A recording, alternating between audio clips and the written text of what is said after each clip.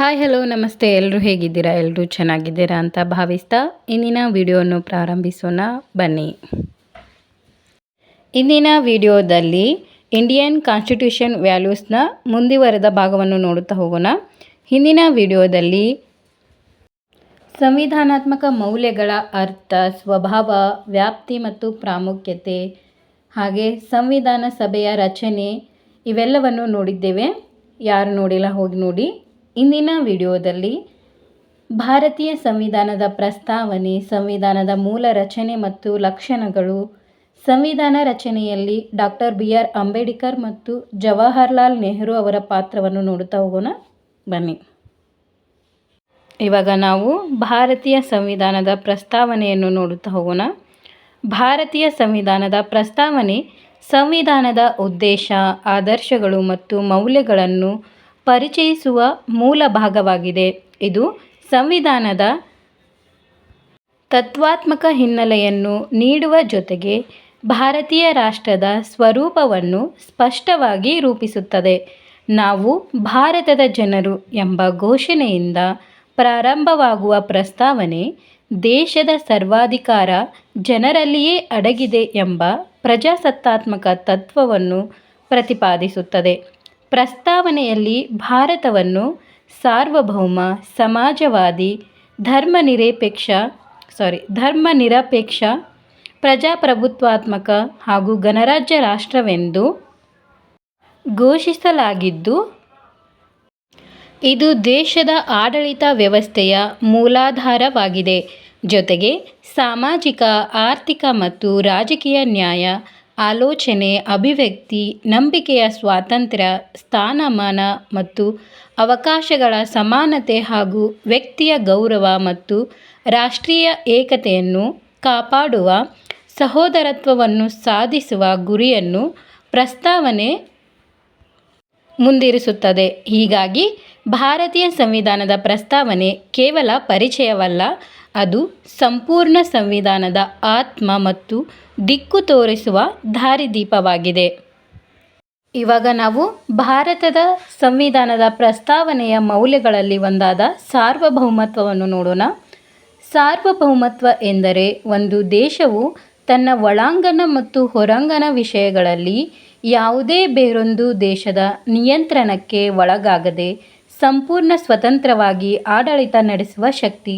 ಭಾರತೀಯ ಸಂವಿಧಾನದ ಪ್ರಸ್ತಾವನೆಯಲ್ಲಿ ಭಾರತವನ್ನು ಸಾರ್ವಭೌಮ ರಾಷ್ಟ್ರವೆಂದು ಘೋಷಿಸಲಾಗಿದ್ದು, ಇದರರ್ಥ ಭಾರತ ತನ್ನದೇ ಸಂವಿಧಾನವನ್ನು ರಚಿಸಿಕೊಂಡು ತನ್ನದೇ ಸರ್ಕಾರವನ್ನು ಜನರ ಮೂಲಕ ಆಯ್ಕೆ ಮಾಡಿಕೊಂಡು ತನ್ನದೇ ಕಾನೂನುಗಳನ್ನು ಜಾರಿಗೆ ತರುತ್ತದೆ. ಭಾರತದ ವಿದೇಶಾಂಗ ನೀತಿ, ರಕ್ಷಣಾ ವ್ಯವಸ್ಥೆ ಮತ್ತು ಅಂತಾರಾಷ್ಟ್ರೀಯ ಒಪ್ಪಂದಗಳ ವಿಷಯಗಳಲ್ಲಿ ಸ್ವತಂತ್ರವಾಗಿ ತೀರ್ಮಾನಗಳನ್ನು ತೆಗೆದುಕೊಳ್ಳುತ್ತದೆ. ಈ ಮೂಲಕ ಸಾರ್ವಭೌಮತ್ವವು ಭಾರತದ ಸ್ವಾತಂತ್ರ್ಯ, ರಾಷ್ಟ್ರೀಯ ಗೌರವ ಮತ್ತು ಪ್ರಜಾಸತ್ತಾತ್ಮಕ ಆಡಳಿತವನ್ನು ಬಲಪಡಿಸುತ್ತದೆ. ಇವಾಗ ನಾವು ಸಾರ್ವಭೌಮತ್ವದ ಅಂಶಗಳನ್ನು ನೋಡೋಣ. ಮೊದಲನೆಯದು, ಸಾರ್ವಭೌಮತ್ವ ಎಂದರೆ ದೇಶದ ಸಂಪೂರ್ಣ ಸ್ವತಂತ್ರ ಅಧಿಕಾರ. 2, ಭಾರತ ಯಾವುದೇ ವಿದೇಶಿ ಶಕ್ತಿಯ ನಿಯಂತ್ರಣದಲ್ಲಿಲ್ಲ. 3, ಭಾರತ ತನ್ನದೇ ಸಂವಿಧಾನವನ್ನು ರಚಿಸಿದೆ. 4, ದೇಶದ ಆಡಳಿತ ಜನರಿಂದ ಆಯ್ಕೆಯಾಗುತ್ತದೆ. 5, ಭಾರತ ತನ್ನದೇ ಕಾನೂನುಗಳನ್ನು ಜಾರಿಗೆ ತರುತ್ತದೆ. 6, ಒಳಾಂಗಣ ವಿಷಯಗಳಲ್ಲಿ ಬೇರೆಯವರ ಹಸ್ತಕ್ಷೇಪ ಇಲ್ಲ. 7, ವಿದೇಶಾಂಗ ನೀತಿಯನ್ನು ಸ್ವತಂತ್ರವಾಗಿ ನಿರ್ಧರಿಸುತ್ತದೆ. 8, ಅಂತಾರಾಷ್ಟ್ರೀಯ ಒಪ್ಪಂದಗಳಿಗೆ ಸ್ವತಂತ್ರವಾಗಿ ಸಹಿ ಹಾಕುತ್ತದೆ. 9, ರಕ್ಷಣಾ ಮತ್ತು ಭದ್ರತಾ ವಿಷಯಗಳಲ್ಲಿ ಸ್ವತಂತ್ರ ನಿರ್ಣಯ. 10, ಸಾರ್ವಭೌಮತ್ವ ರಾಷ್ಟ್ರದ ಗೌರವವನ್ನು ಕಾಪಾಡುತ್ತದೆ. ಇವಾಗ ನಾವು ಪ್ರಜಾಪ್ರಭುತ್ವದ ಪ್ರಮುಖ ಅಂಶಗಳನ್ನು ನೋಡೋಣ. ಮೊದಲನೆಯದು, ಪ್ರಜಾಪ್ರಭುತ್ವ ಎಂದರೆ ಜನರಿಂದ, ಜನರಿಗಾಗಿ ಮತ್ತು ಜನರ ಮೂಲಕ ನಡೆಯುವ ಆಡಳಿತ. 2, ಭಾರತದ ಆಡಳಿತ ವ್ಯವಸ್ಥೆ ಪ್ರಜಾಪ್ರಭುತ್ವಾತ್ಮಕವಾಗಿದೆ. 3, ದೇಶದ ಸರ್ವಾಧಿಕಾರ ಜನರಲ್ಲಿದೆ. 4, ಜನರು ಮತದಾನದ ಮೂಲಕ ತಮ್ಮ ಪ್ರತಿನಿಧಿಗಳನ್ನು ಆಯ್ಕೆ ಮಾಡುತ್ತಾರೆ. 5, ಪ್ರತಿಯೊಬ್ಬ ನಾಗರಿಕನಿಗೂ ಸಮಾನ ಮತದಾನ ಹಕ್ಕು ಇದೆ. 6. ಸರ್ಕಾರ ಜನರಿಗೆ ಜವಾಬ್ದಾರಿಯಾಗಿದೆ. 7. ಕಾನೂನಿನ ಮುಂದೆ ಎಲ್ಲರೂ ಸಮಾನರು. 8. ಅಭಿವ್ಯಕ್ತಿ ಮತ್ತು ಅಭಿಪ್ರಾಯ ಸ್ವಾತಂತ್ರ್ಯಕ್ಕೆ ಪ್ರಾಮುಖ್ಯತೆ ನೀಡುತ್ತದೆ. 9. ನಿಯಮಿತ ಹಾಗೂ ಸ್ವತಂತ್ರ ಚುನಾವಣೆಗಳು ಪ್ರಜಾಪ್ರಭುತ್ವದ ಆಧಾರ. 10. ವಿರೋಧ ಪಕ್ಷಗಳಿಗೆ ಮಾನ್ಯತೆ ನೀಡುತ್ತದೆ. 11. ಜನಹಿತವೇ ಆಡಳಿತದ ಮುಖ್ಯ ಗುರಿಯಾಗಿದೆ. ಇವಾಗ ನಾವು ಗಣರಾಜ್ಯದ ಪ್ರಮುಖ ಅಂಶಗಳನ್ನು ನೋಡೋಣ. ಮೊದಲನೇದು, ಗಣರಾಜ್ಯ ಎಂದರೆ ದೇಶದ ಮುಖ್ಯಸ್ಥನು ಜನರಿಂದ ಆಯ್ಕೆಯಾಗಿರುವ ವ್ಯವಸ್ಥೆ. 2. ಭಾರತದ ಗಣರಾಜ್ಯ ರಾಷ್ಟ್ರವಾಗಿದೆ. 3. ದೇಶದ ರಾಷ್ಟ್ರಪತಿ ಚುನಾವಣೆ ಮೂಲಕ ಆಯ್ಕೆಯಾಗುತ್ತಾರೆ. 4. ಆಡಳಿತದಲ್ಲಿ ವಾರಸತ್ವಕ್ಕೆ ಸ್ಥಾನವಿಲ್ಲ. 5. ಎಲ್ಲ ನಾಗರಿಕರಿಗೂ ಕಾನೂನಿನ ಮುಂದೆ ಸಮಾನರು. 6. ಯಾವುದೇ ವ್ಯಕ್ತಿಗೂ ವಿಶೇಷ ಸ್ಥಾನಮಾನ ಜನ್ಮದ ಆಧಾರದ ಮೇಲೆ ಇಲ್ಲ. 7. ಸಂವಿಧಾನವೇ ದೇಶದ ಪರಮಾಧಿಕಾರ. 8. ಆಡಳಿತ ಜನರ ಇಚ್ಛೆಯ ಮೇಲೆ ಆಧಾರಿತವಾಗಿದೆ. 9. ಜನಪ್ರತಿನಿಧಿಗಳು ಸಂವಿಧಾನದ ಮಿತಿಯೊಳಗೆ ಕಾರ್ಯನಿರ್ವಹಿಸಬೇಕು. 10. ಗಣರಾಜ್ಯ ಪ್ರಜಾಪ್ರಭುತ್ವದ ಮೌಲ್ಯವನ್ನು ಬಲಪಡಿಸುತ್ತದೆ. 11. ನಾಗರಿಕರ ಹಕ್ಕುಗಳನ್ನು ಸಮನಾಗಿ ರಕ್ಷಿಸುತ್ತದೆ. 12. ಸಾರ್ವಭೌಮತ್ವವನ್ನು ಸ್ಪಷ್ಟಪಡಿಸುತ್ತದೆ. ನೆಕ್ಸ್ಟ್, ನ್ಯಾಯದ ಪ್ರಮುಖ ಅಂಶಗಳು. ಮೊದಲನೇದು, ನ್ಯಾಯ ಎಂದರೆ ಪ್ರತಿಯೊಬ್ಬರಿಗೂ ಸಮನ್ಯಾಯ ದೊರಕುವ ತತ್ವ. 2. ಭಾರತೀಯ ಸಂವಿಧಾನದ ಪ್ರಸ್ತಾವನೆಯಲ್ಲಿ ನ್ಯಾಯಕ್ಕೆ ಮಹತ್ವ ನೀಡಲಾಗಿದೆ. 3. ಸಾಮಾಜಿಕ ನ್ಯಾಯ ಅಸಮಾನತೆಯನ್ನು ಕಡಿಮೆ ಮಾಡುತ್ತದೆ. 4. ಆರ್ಥಿಕ ನ್ಯಾಯ ಸಂಪತ್ತಿನ ಸಮನ್ಯಾಯ ವಿತರಣೆಗೆ ಒತ್ತು ನೀಡುತ್ತದೆ. 5. ರಾಜಕೀಯ ನ್ಯಾಯ ಎಲ್ಲರಿಗೂ ಸಮಾನ ರಾಜಕೀಯ ಹಕ್ಕುಗಳನ್ನು ಒದಗಿಸುತ್ತದೆ. 6. ಜಾತಿ, ಧರ್ಮ, ಲಿಂಗ ಆಧಾರಿತ ಭೇದ ಭಾವಕ್ಕೆ ಅವಕಾಶವಿಲ್ಲ. 7. ಕಾನೂನಿನ ಮುಂದೆ ಎಲ್ಲರೂ ಸಮಾನರು. 8. ನ್ಯಾಯಾಲಯಗಳು ನ್ಯಾಯವನ್ನು ಜಾರಿಗೊಳಿಸುತ್ತವೆ. 9. ದುರ್ಬಲ ವರ್ಗಗಳ ಹಕ್ಕುಗಳನ್ನು ರಕ್ಷಿಸುತ್ತದೆ. 10. ನ್ಯಾಯ ಪ್ರಜಾಪ್ರಭುತ್ವದ ಮೂಲ ಸ್ತಂಭವಾಗಿದೆ. 11. ಸಮಾಜದಲ್ಲಿ ಶಾಂತಿ ಮತ್ತು ಸೌಹಾರ್ದತೆಯನ್ನು ಕಾಪಾಡುತ್ತದೆ. 12. ನ್ಯಾಯ ಮಾನವ ಗೌರವವನ್ನು ಹೆಚ್ಚಿಸುತ್ತದೆ. ನೆಕ್ಸ್ಟ್, ಸ್ವಾತಂತ್ರ್ಯದ ಪ್ರಮುಖ ಅಂಶಗಳು. ಮೊದಲನೇದು, ಸ್ವಾತಂತ್ರ್ಯ ಎಂದರೆ ವ್ಯಕ್ತಿಗೆ ತನ್ನ ಆಲೋಚನೆ ಮತ್ತು ಅಭಿಪ್ರಾಯಗಳನ್ನು ವ್ಯಕ್ತಪಡಿಸುವ ಹಕ್ಕು. 2. ಭಾರತೀಯ ಸ್ವಾತಂತ್ರ್ಯದ ಪ್ರಸ್ತಾವನೆಯಲ್ಲಿ ಸ್ವಾತಂತ್ರ್ಯಕ್ಕೆ ಮಹತ್ವ ನೀಡಲಾಗಿದೆ. 3. ಅಭಿವ್ಯಕ್ತಿ ಮತ್ತು ಅಭಿಪ್ರಾಯ ಸ್ವಾತಂತ್ರ್ಯವನ್ನು ಭದ್ರಪಡಿಸುತ್ತದೆ. 4. ಧರ್ಮ ಆಚರಣೆಯ ಸ್ವಾತಂತ್ರ್ಯವನ್ನು ಒದಗಿಸುತ್ತದೆ. 5. ಆಲೋಚನೆ, ನಂಬಿಕೆ ಮತ್ತು ವಿಶ್ವಾಸದ ಸ್ವಾತಂತ್ರ್ಯಕ್ಕೆ ಒತ್ತು ನೀಡುತ್ತದೆ. 6. ಕಾನೂನಿನ ಮಿತಿಯೊಳಗೆ ಸ್ವಾತಂತ್ರ್ಯ ಬಳಸಬೇಕು. 7. ಇತರರ ಹಕ್ಕುಗಳಿಗೆ ಧಕ್ಕೆ ಬರದಂತೆ ಸ್ವಾತಂತ್ರ್ಯ ಇರಬೇಕು. 8. ಸ್ವಾತಂತ್ರ್ಯ ವ್ಯಕ್ತಿತ್ವದ ಬೆಳವಣಿಗೆಗೆ ಸಹಕಾರಿಯಾಗುತ್ತದೆ. 9. ಪ್ರಜಾಪ್ರಭುತ್ವದ ಯಶಸ್ವಿಗೆ ಸ್ವಾತಂತ್ರ್ಯ ಅಗತ್ಯ. 10. ನಾಗರಿಕರ ಸಕ್ರಿಯ ಭಾಗವಹಿಸುವಿಕೆಯನ್ನು ಹೆಚ್ಚಿಸುತ್ತದೆ. 11. ಸ್ವಾತಂತ್ರ್ಯ ಮಾನವ ಗೌರವವನ್ನು ಕಾಪಾಡುತ್ತದೆ. 12. ಜವಾಬ್ದಾರಿಯುತ ನಾಗರಿಕತ್ವವನ್ನು ಉತ್ತೇಜಿಸುತ್ತದೆ. ನೆಕ್ಸ್ಟ್, ಸಮಾನತೆಯ ಪ್ರಮುಖ ಅಂಶಗಳು. ಮೊದಲನೇದು, ಸಮಾನತೆ ಎಂದರೆ ಎಲ್ಲ ನಾಗರಿಕರಿಗೂ ಕಾನೂನಿನ ಮುಂದೆ ಸಮನಾಗಿರುವುದು. 2. ಭಾರತೀಯ ಸಂವಿಧಾನದ ಪ್ರಸ್ತಾವನೆಯಲ್ಲಿ ಸಮಾನತೆಗೆ ಮಹತ್ವ ನೀಡಲಾಗಿದೆ. 3. ಜಾತಿ, ಧರ್ಮ, ಲಿಂಗ, ಭಾಷೆ ಆಧಾರಿತ ಭೇದ ಭಾವಕ್ಕೆ ಅವಕಾಶ ಇಲ್ಲ. 4. ಎಲ್ಲರಿಗೂ ಸಮಾನ ಹಕ್ಕುಗಳು ಮತ್ತು ಅವಕಾಶಗಳು ದೊರಕಬೇಕು. 5. ಸಾರ್ವಜನಿಕ ಸ್ಥಳಗಳಲ್ಲಿ ಸಮಾನ ಪ್ರವೇಶ ಹಕ್ಕು. 6. ಉದ್ಯೋಗ ಮತ್ತು ಶಿಕ್ಷಣದಲ್ಲಿ ಸಮಾನ ಅವಕಾಶಗಳನ್ನು ಒದಗಿಸುತ್ತದೆ. 7. ಕಾನೂನಿನ ರಕ್ಷಣೆ ಎಲ್ಲರಿಗೂ ಸಮಾನವಾಗಿ ಅನ್ವಯಿಸುತ್ತದೆ. 8. ಸಮಾನತೆ ಸಾಮಾಜಿಕ ನ್ಯಾಯವನ್ನು ಬಲಪಡಿಸುತ್ತದೆ. 9. ದುರ್ಬಲ ವರ್ಗಗಳ ಏಳಿಗೆಗೆ ವಿಶೇಷ ವ್ಯವಸ್ಥೆಗಳಿಗೆ ಅವಕಾಶವಿದೆ. 10. ಸಮಾನತೆ ವ್ಯಕ್ತಿಯ ಗೌರವವನ್ನು ಕಾಪಾಡುತ್ತದೆ. 11. ಪ್ರಜಾಪ್ರಭುತ್ವದ ಮೂಲ ಅಡಿಪಾಯವಾಗಿದೆ. 12. ಸಮಾಜದಲ್ಲಿ ಶಾಂತಿ ಮತ್ತು ಏಕತೆಯನ್ನು ಉತ್ತೇಜಿಸುತ್ತದೆ. ಆ್ಯಂಡ್ ಲಾಸ್ಟ್ ಒನ್, ಸಹೋದರತ್ವದ ಪ್ರಮುಖ ಅಂಶಗಳು. ಮೊದಲನೇದು, ಸಹೋದರತ್ವ ಎಂದರೆ ನಾಗರಿಕರ ನಡುವೆ ಭಾವನಾತ್ಮಕ ಏಕತೆ ಮತ್ತು ಪರಸ್ಪರ ಗೌರವ. 2. ಭಾರತೀಯ ಸಂವಿಧಾನದ ಪ್ರಸ್ತಾವನೆಯಲ್ಲಿ ಸಹೋದರತ್ವಕ್ಕೆ ವಿಶೇಷ ಮಹತ್ವ ನೀಡಲಾಗುತ್ತದೆ. 3. ಇದು ದೇಶದ ಏಕತೆ ಮತ್ತು ಅಖಂಡತೆಯನ್ನು ಕಾಪಾಡುತ್ತದೆ. 4. ಜಾತಿ, ಧರ್ಮ, ಭಾಷೆ ಆಧಾರಿತ ವಿಭಜನೆಗಳನ್ನು ತಡೆಯುತ್ತದೆ. 5. ಎಲ್ಲ ನಾಗರಿಕರ ನಡುವೆ ಸಹಕಾರದ ಮನೋಭಾವನೆಯನ್ನು ಬೆಳೆಸುತ್ತದೆ. 6. ಪ್ರತಿಯೊಬ್ಬ ವ್ಯಕ್ತಿಯ ಗೌರವವನ್ನು ರಕ್ಷಿಸುತ್ತದೆ. 7. ರಾಷ್ಟ್ರೀಯ ಏಕತೆಯನ್ನು ಬಲಪಡಿಸುತ್ತದೆ. 8. ಸಾಮಾಜಿಕ ಸೌಹಾರ್ದತೆಯನ್ನು ಉತ್ತೇಜಿಸುತ್ತದೆ. 9. ಪ್ರಜಾಪ್ರಭುತ್ವ ಯಶಸ್ವಿಯಾಗಲು ಸಹೋದರತ್ವ ಅಗತ್ಯ. 10. ವಿಭಿನ್ನತೆಯಲ್ಲಿಯೂ ಏಕತೆ ಎಂಬ ಭಾವನೆಯನ್ನು ಬೆಳೆಸುತ್ತದೆ. 11. ಪರಸ್ಪರ ಸಹಿಷ್ಣುತೆಯನ್ನು ಹೆಚ್ಚಿಸುತ್ತದೆ. 12. ಶಾಂತಿಯುತ ಸಮಾಜ ನಿರ್ಮಾಣಕ್ಕೆ ಸಹಕಾರಿಯಾಗುತ್ತದೆ. ಒಟ್ಟಾರೆಯಾಗಿ ಸಾರ್ವಭೌಮತ್ವ ಭಾರತದ ಸಂಪೂರ್ಣ ಸ್ವತಂತ್ರ ರಾಷ್ಟ್ರವೆಂದು ತೋರಿಸುತ್ತದೆ.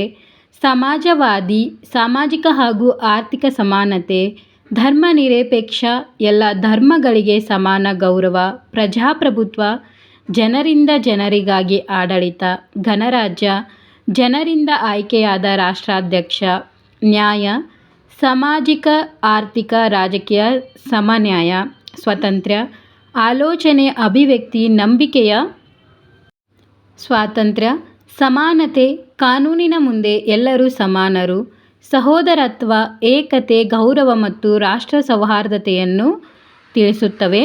ಇದಿಷ್ಟು ಭಾರತೀಯ ಸಂವಿಧಾನದ ಪ್ರಸ್ತಾವನೆಯ ಮೌಲ್ಯಗಳು. ನೆಕ್ಸ್ಟ್ ನಾವು ಭಾರತದ ಮೂಲ ರಚನೆ ಮತ್ತು ಲಕ್ಷಣಗಳನ್ನು ನೋಡೋಣ. ಭಾರತದ ಸಂವಿಧಾನದ ಮೂಲ ರಚನೆಯು ದೇಶದ ಅತ್ಯುನ್ನತ ಕಾನೂನಾಗಿದ್ದು, ಇದು ಸರ್ಕಾರ ಮತ್ತು ನಾಗರಿಕ ಹಕ್ಕು ಕರ್ತವ್ಯಗಳ ಚೌಕಟ್ಟನ್ನು ನಿರ್ಧರಿಸುತ್ತದೆ. ಸಂವಿಧಾನ ಸಭೆಯು 2 ವರ್ಷ 11 ತಿಂಗಳು 18 ದಿನಗಳ ಸುದೀರ್ಘ ಚರ್ಚೆಗಳ ನಂತರ ನವೆಂಬರ್ 26, 1949 ಇದನ್ನು ಅಂಗೀಕರಿಸಿ ಜನವರಿ 26, 1950 ಜಾರಿಗೆ ತಂದಿತು. ಪ್ರಜಾಪ್ರಭುತ್ವ, ಗಣರಾಜ್ಯ, ಜಾತ್ಯತೀತತೆ, ಸಮಾಜವಾದ, ಸಂಸದೀಯ ವ್ಯವಸ್ಥೆ, ಮೂಲಭೂತ ಹಕ್ಕುಗಳು, ನಿರ್ದೇಶಕ ತತ್ವಗಳು, ನ್ಯಾಯಾಂಗದ ಸ್ವಾತಂತ್ರ್ಯ ಮತ್ತು ಒಕ್ಕೂಟ ವ್ಯವಸ್ಥೆಯ ಸಂವಿಧಾನದ ಮೂಲ ತತ್ವಗಳಾಗಿವೆ.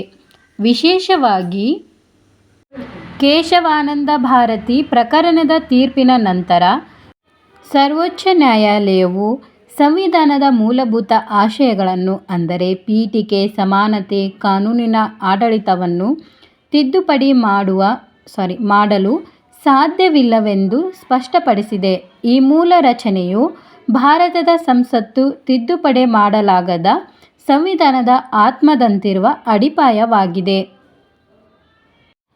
ಸಂವಿಧಾನದ ಮೂಲ ರಚನೆಯ ಪ್ರಮುಖ ಅಂಶಗಳನ್ನು ನೋಡೋಣ. ಮೊದಲನೆಯದು ಪೀಠಿಕೆ ಸಂವಿಧಾನದ ದಿಕ್ಸೂಚಿಯಾಗಿ ಕಾರ್ಯನಿರ್ವಹಿಸುತ್ತದೆ. 2. ಜಾತ್ಯತೀತ ಮತ್ತು ಸಮಾಜವಾದಿ ತತ್ವಗಳು ಅಂದರೆ 1976ರ 42ನೇ ತಿದ್ದುಪಡಿಯ ಮೂಲಕ ಸೇರಿಸಲಾದ ಪ್ರಮುಖ ಆಶಯಗಳು. ನೆಕ್ಸ್ಟ್, ಮೂಲಭೂತ ಹಕ್ಕುಗಳು ಕಾನೂನಿನ ಮುಂದೆ ಸಮಾನತೆ, ವಾಕ್ ಸ್ವಾತಂತ್ರ್ಯ ಮತ್ತು ಸಾಂವಿಧಾನಿಕ ಪರಿಹಾರಗಳ ಹಕ್ಕು. ಪ್ರಜಾಪ್ರಭುತ್ವ, ಗಣರಾಜ್ಯ ಅಂದರೆ ಅಧಿಕಾರವು ಜನಗಳ ಕೈಯಲ್ಲಿದೆ ಎಂಬುದನ್ನು ನಾವು ಜನರು ಎಂಬ ಪದಗಳು ಸೂಚಿಸುತ್ತವೆ. ಇವಾಗ ನಾವು ಸಂವಿಧಾನದ ಮೂಲ ರಚನೆಯ ಮತ್ತು ಪ್ರಮುಖ ಲಕ್ಷಣಗಳನ್ನು ನೋಡೋಣ. ಮೊದಲನೆಯದು ಜಗತ್ತಿನ ಅತಿ ಉದ್ದವಾದ ಲಿಖಿತ ಸಂವಿಧಾನ. ಅಂದರೆ ಭಾರತದ ಸಂವಿಧಾನವು ವಿವರವಾದ, ಕೈಬರಹದ ಮತ್ತು ವಿಶ್ವದ ಅತಿ ದೊಡ್ಡ ಸಂವಿಧಾನವಾಗಿದೆ. ಇದು ವಿವಿಧ ಮೂಲಗಳಿಂದ ತತ್ವಗಳನ್ನು ಅಳವಡಿಸಿಕೊಂಡಿದೆ. 2.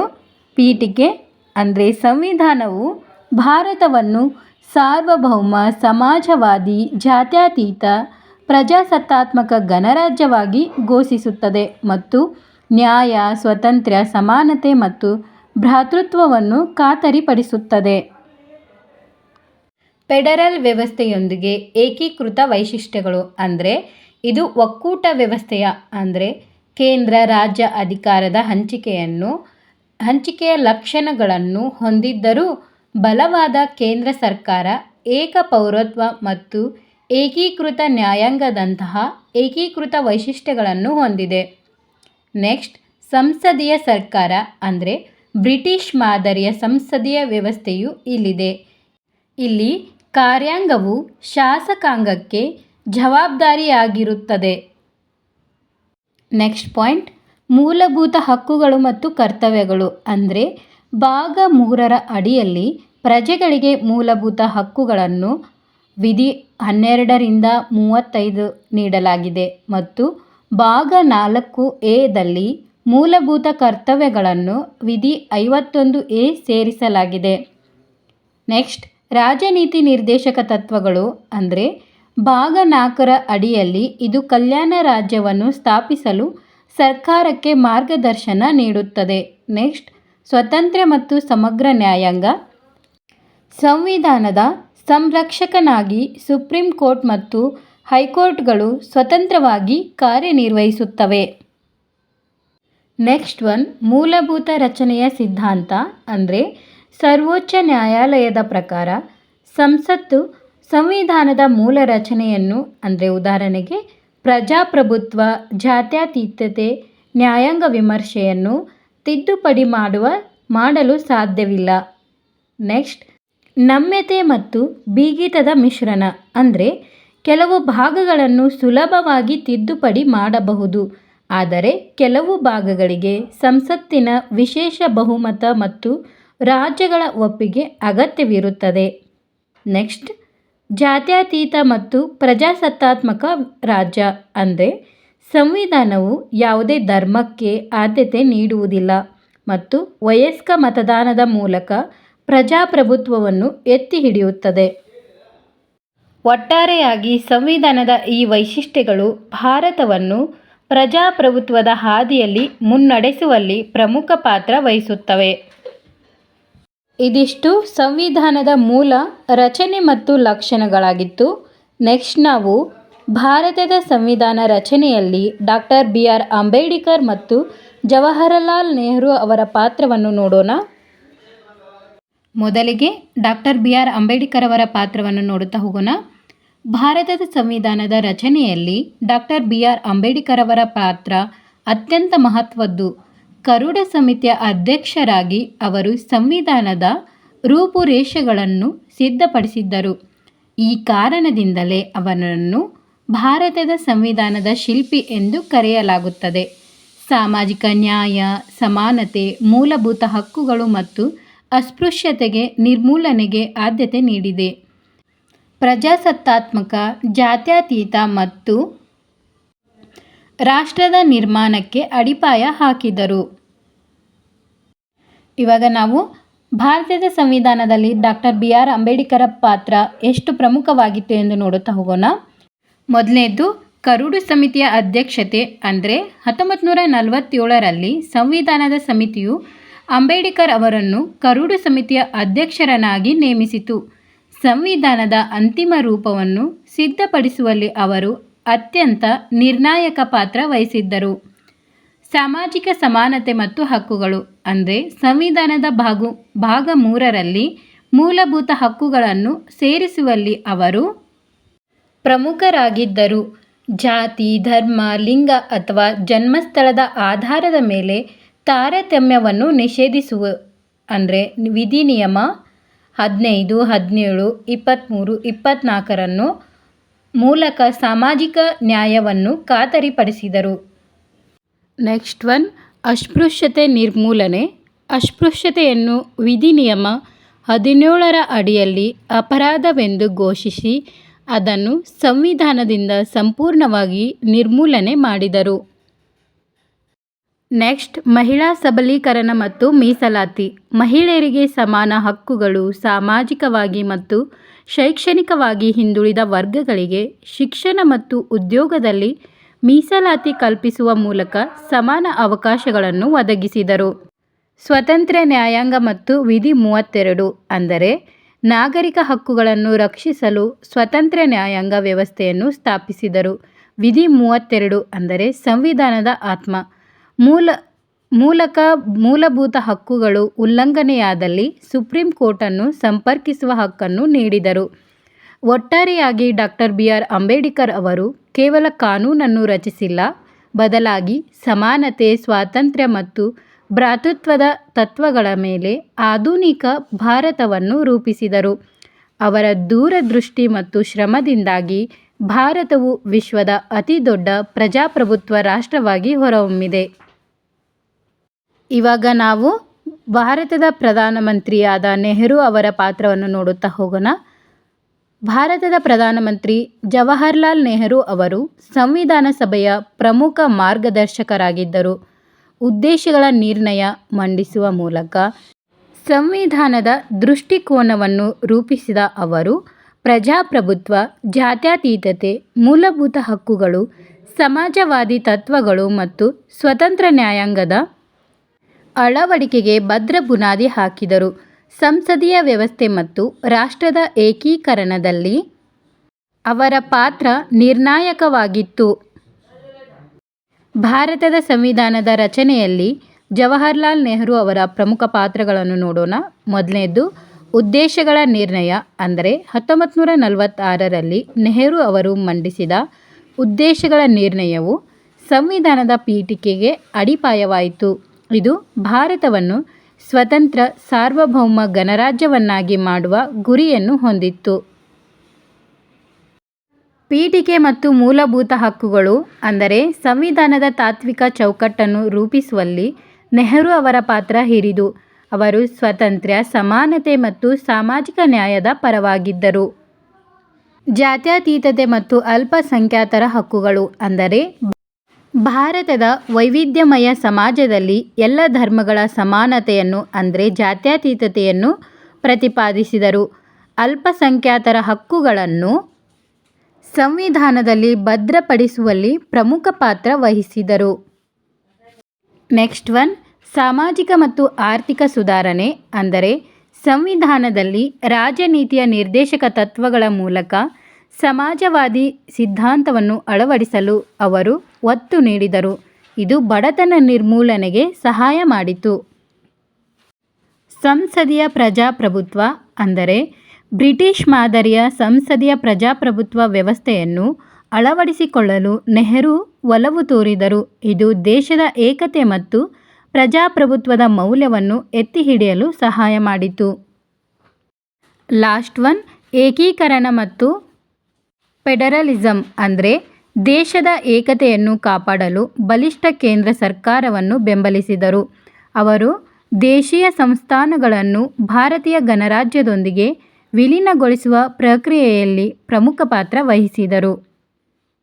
ಸಂಕ್ಷಿಪ್ತವಾಗಿ ಹೇಳುವುದಾದರೆ ಡಾಕ್ಟರ್ ಬಿ.ಆರ್. ಅಂಬೇಡ್ಕರ್ ಅವರು ಕರಡು ಸಮಿತಿಯ ಅಧ್ಯಕ್ಷರಾಗಿ ಸಂವಿಧಾನವನ್ನು ರೂಪಿಸಿದರೆ, ನೆಹರು ಅವರು ಸಂವಿಧಾನದ ಆಶಯ ಮತ್ತು ದೃಷ್ಟಿಕೋನವನ್ನು ರೂಪಿಸಿದ ಪ್ರಮುಖ ಮಾರ್ಗದರ್ಶಿಯಾಗಿದ್ದರು.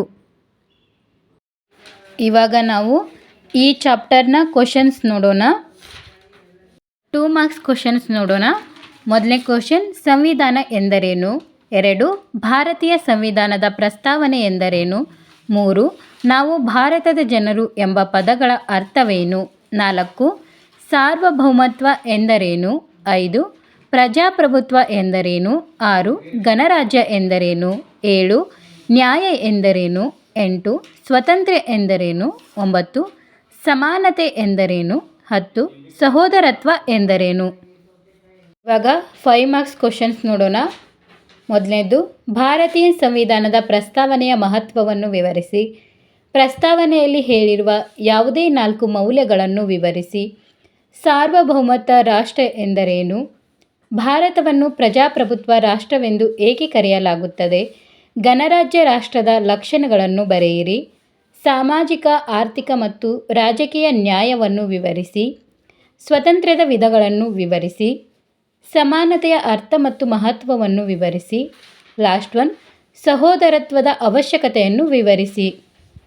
ಇವಾಗ ನಾವು 10-15 ಮಾರ್ಕ್ಸ್ ಕ್ವಶನ್ಸ್ ನೋಡೋಣ.